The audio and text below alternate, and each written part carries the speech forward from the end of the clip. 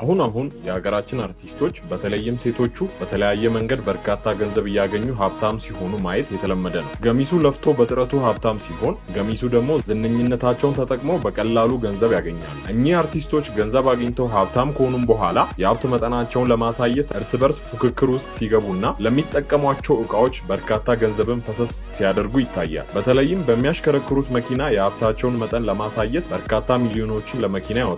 እኛም በዛሬው ቪዲዮአችን ከነዚህ የእንስት ዝነኞች መሃል ጥልቅ ጥናት በማድረግ 9ኙን በደረጃ አስቀምጠናል። ስለ መኪናዎቻቸውም በጥልቀት የምንነግራችሁ ይሆናል። ውድ ቤተሰቦቻችን እነዚህ አርቲስቶች የወጡበትን ማህበረሰብ ዘንግተው ለመኪናና ለሌሎች ቁሳቁሶች የተጋነነ ገንዘብ ማውጣታቸው ተገቢ ነው ብለው ያስባሉ? ሐሳባችሁን ኮሜንት ላይ አጋሩን እያለን በቀጥታ ወደ ቪዲዮ እናልፋለን። ቻናላችንን ሰብስክራይብ እንዲሁም ቪዲዮን ላይክ እና ሼር ታደርጉ ዘንድ በትህትና እንጠይቃለን።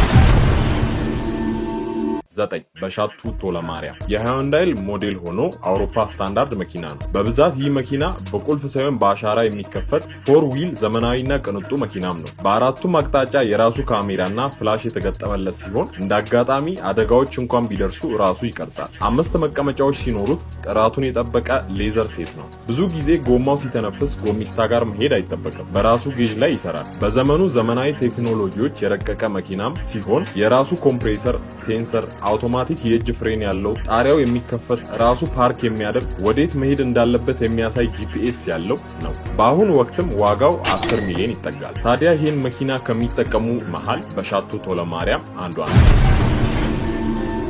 8 ሜላት ነብዩ ምንም እንኳን ሜላትን ባልተሳካ የፍቅርና የትዳር ህይወቷ ብናውቃትም በስራዋ ግን እጅግ ጠንካራና ብርቱ ሴት እንደሆነች በዙሪያዋ ያሉ የቅርብ ሰዎቿ ሲናገሩ ይደመጣል። የተለያዩ ስኬታማ ቢዝነሶችን የምታስተዳድር ሲሆን በተለይም በራሷ ስም የሽቶ ብራንድ በመፍጠር የተዋጣላት ነጋዴ ለመሆን በቅታለች። ሜላት ለመኪና ልዩ ፍቅር ያላት ሲሆን በተለይም በብዙ ሀብታሞች ዘንድ የሚወደዱ የድሮ ሞዴል መኪናዎችም ምርጫዎቿ ናቸው። በመኖሪያ ቤቷ ግቢ ውስጥም የድሮዎቹ የማርቸዲስ መኪና ሞዴሎች ይታያሉ። ከዚህ በተጨማሪ ከቅርብ ጊዜ ብዙ ሰዎች የሚጠቀሙበት ጄቱር የተባለውን መኪና ትነዳለች። እጅግ ውድና ቅንጡ የሆነ መኪና ሲሆን ዋጋውም እስከ 10 ሚሊዮን ይደርሳል። በዚህም ይህችን መኪና እያቀያየረች የምታሽከረክር አርቲስት በዝርዝራችን 8ኛ ላይ አስቀምጠናል።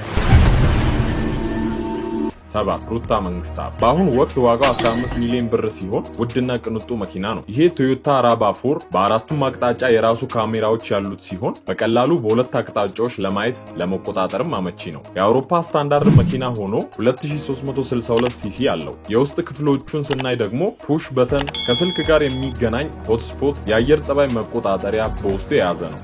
አብዛኛውን ጊዜ ይህ መኪና ራሱን የሚቆጣጠር ሲሆን እኛም በዝርዝራችን የቶዮታ ራቫ4 ተጠቃሚና በበርካታ ፊልሞች የምናውቃትን ተወዳጇን አርቲስት ሩታ መንግስታብን 7ኛ ላይ አስቀምጠናል። 6 ሃይሉክስ ተጠቃሚዋ ሰላም ተስፋዬ የ2021 ሞዴል ባለ አንድ ጋቢና መኪና ሲሆን ሃይሉክስ መኪና እጅግ ቅንጡ የሚባል ነው። አብዛኛውን የእነዚህ መኪናዎች ከፊትና ከኋላም የራሳቸውን ሴንሰር ያላቸው ሲሆን በሀገራችን ኢትዮጵያ ደግሞ ብዙውን ጊዜ ሀብታሞች የሚጠቀሙት የቅንጦት ተሽከርካሪ ነው። ባለ 4 በር ሆኖ ሁለቱ በሮቹ ተከፋቾችም ናቸው። 1591 ሲሲ ኤሲ ዲጂታል ያለውና ዘመናዊ ቅንጡ መኪና ሲሆን በሁሉም አቅጣጫ የሚቀርጽ 4 ካሜራዎች አሉት። 5 ሲሊንደር ኢንጂን የያዘም መኪና ነው። ይህ ጥራቱን የጠበቀ ሃይሉክስ መኪና ዋጋው 2024 ላይ 18 ሚሊዮን የኢትዮጵያ ብር አካባቢ ነው።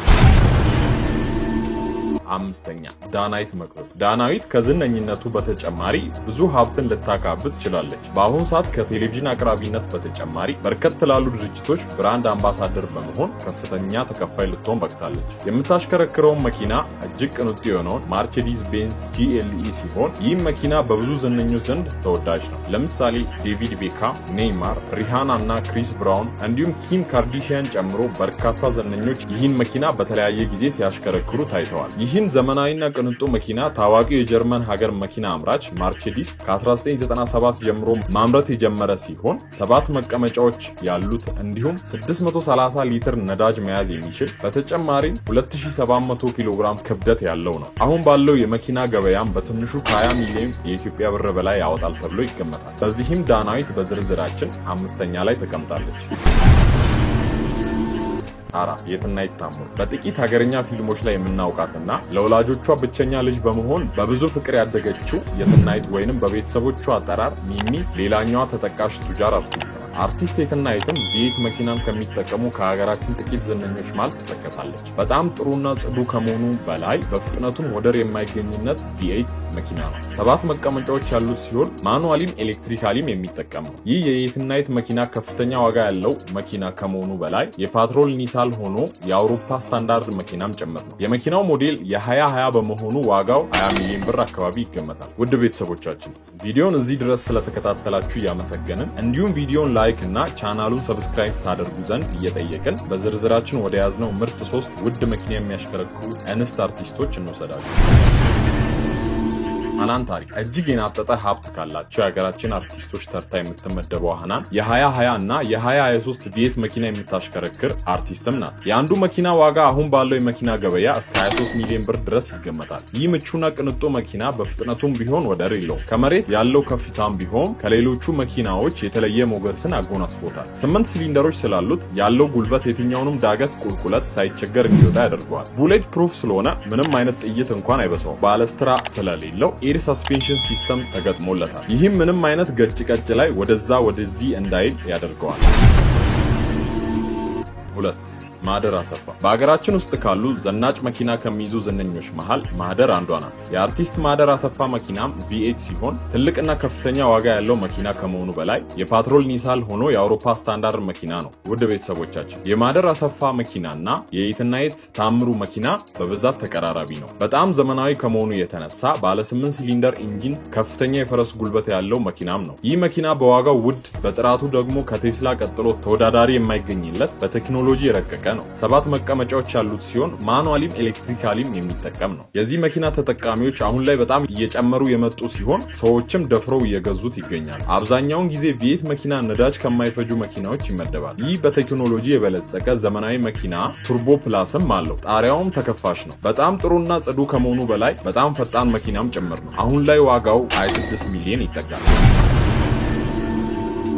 ደራርቱ ቱሉ በዓለም መድረክ ኢትዮጵያ ሲባል አትሌቲክስ መነሳቱ አይቀርም። የኢትዮጵያ አትሌቲክስ ሲባል ደግሞ ኮሎኔል ደራርቱ ቱሉ ስም የሚዘነጋ አይደለም። ታዲያ ይችን ባለውለታ ለማመስገን በአንድ ወቅት የተዘጋጀ የእውቅና ስነስርዓት ላይ የተበረከተላት ቶዮታ ላንድ ክሩዘር V8 መኪና ቅንጡ መኪና ካላቸው ዝነኞች መሃል አሰልፏታል። የ2021 ሞዴል የሆነው ይህ መኪና ለግዠሪ ምርጥ 3 መኪናዎች ውስጥ ይመደባል። መኪናው ከተሰራበት ብራውን V8 የዓለማችን ጠንካራ የሞተር ሲስተም ወይንም ኢንጂን የተነሳ ስሙን እንዳገኘ ይታወቃል። ታዲያ ይህን ውድና የቅንጦት መኪና ወደ ሀገር ውስጥ ለማስገባት ከሚያስወጣው ወጪና ከመሰል ወጪዎች ውጭ 40 ሚሊዮን ብር ያስወጣል። ለዚች የሀገር ባለውለታ ይህ ቢያንስባት እንጂ አይበዛባትም እንላለን። ለዛሬ ያዝነው ቪዲዮ እዚህ ጋር ያበቃል። በዝርዝሩ መካተት እያለበት አልተካተተም የምትሉት እና በዝርዝሩ የማትስማሙበት ካለ ሀሳባችሁን ኮሜንት ላይ አጋሩን እያልን በቀጣይ በተሻለ ቪዲዮ ወደ እናንተ መድረሳችንን ስለምንቀጥል ቻናላችንን ሰብስክራይብ በማድረግ ቤተሰቡ ነው። በቀጣይ እስክንገናኝ ሰላም ቆዩ።